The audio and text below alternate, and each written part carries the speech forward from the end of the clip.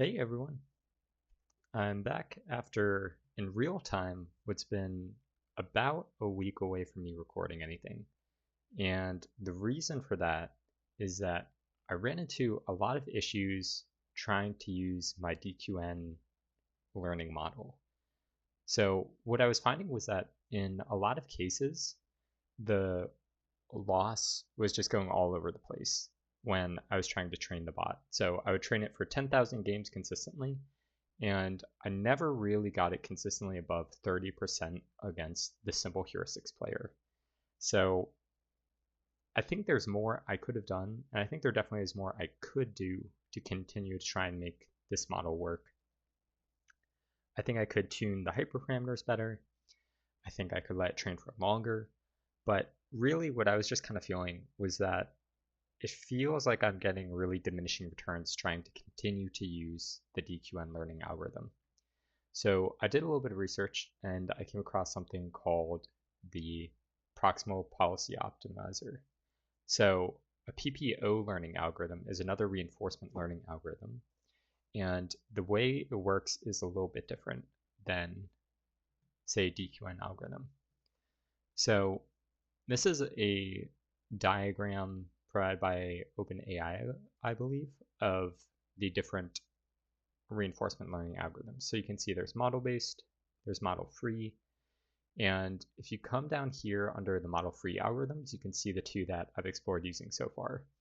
So we have the DQN algorithm, which is under Q-learning, and you'll notice that it's opposite of these policy optimization algorithms, and you can see that PPO is here under this category.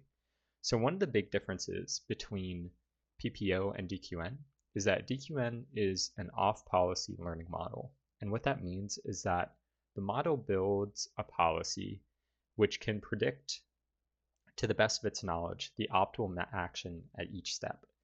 Now, it won't always choose that action though. Instead, we have things like the epsilon value, which will determine with some random amount whether it will follow what it believes is optimal. And so the theory behind that is that if it takes some steps that are not optimal, but it turns out they actually are, it can learn from those steps now. And so this can learn a system really well, and which explains how it's been so, so popular, so useful for things like AlphaGo and playing Atari games, etc. Now, what a PPO algorithm does is it's part of an on-policy model. And so what it does is it actually will try and stick to what it believes is optimal every time. And so what I mean by that is that it will basically generate values for the expected return of all of the possible actions. It can create a distribution of those. Or rather, the values it returns are like distributions of it. It thinks it will get X amount of reward with the standard deviation of Y over every given action, and it can take whichever it believes is the best. And so realistically what happens is that this algorithm continues to gradually improve while sticking to things that it believes are the best possible solution. And so the graph that you'll see for its learning tends to be more akin, you can see here it's charted in green. So you can see that it makes gradual progress, but very steady progress. Whereas if we look at the orange line here, this represents the DQN learning pattern. You can see that it learns, but it's very sporadic. You can see that it's very up, it's very down.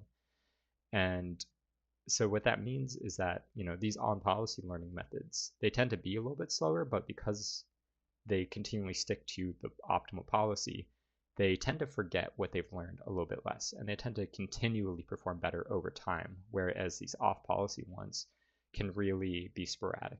And so maybe, right here, this bot was really learning very well and doing incredible, but maybe down here at this dip, its performance is worse. And so I've seen a couple of resources online. I really liked this slide deck by the University of Buffalo. They just showcased a couple of benchmarks on the CART poll reinforcement learning program, which is really cool. Yeah, again, off policy versus on policy learning models. And, going back to the DQN, this was one of the papers that made it really popular, was when there was research put into learning how to play Atari video games using deep reinforcement learning. And I hadn't really looked into this paper too much at the start. I just heard that DQN could be used to solve big problems like this. But really what I found was that a lot of what they were doing was almost the sort of convolutional neural network layer that interprets the screen was where a lot of the importance came from. Like, they had a convolutional neural network basically mapping all of these things into some sort of representation, which they would pass into the DQN algorithm. And then so the DQN algorithm was what learned to play Atari. But honestly, if you think about it, like, games like this Breakout are pretty simple. Like, you can move the paddle left, right, you can stay still, and then the ball is moving. Relative to a Pokemon game, I feel like there's a lot more going on. And so basically, I'm just saying that I have this sort of hypothesis that I think a PPO algorithm will be a better solution to learning how to be better at playing Pokemon. And so far, what I've done is I've used this stable baselines implementation of the PPO algorithm, and I've just sort of plugged in the RL, I'm blanking on the file name, but it's part of the Poke environment. I want to say it's called like the RL learning bot or something. But basically, it's just using a gym environment. It sort of abstracts the calculate a reward function, figure out what your next move is, so that it all exists within a gym environment. And I just pass that into this PPO algorithm supplied by stable baselines. So that's where I'm at right now.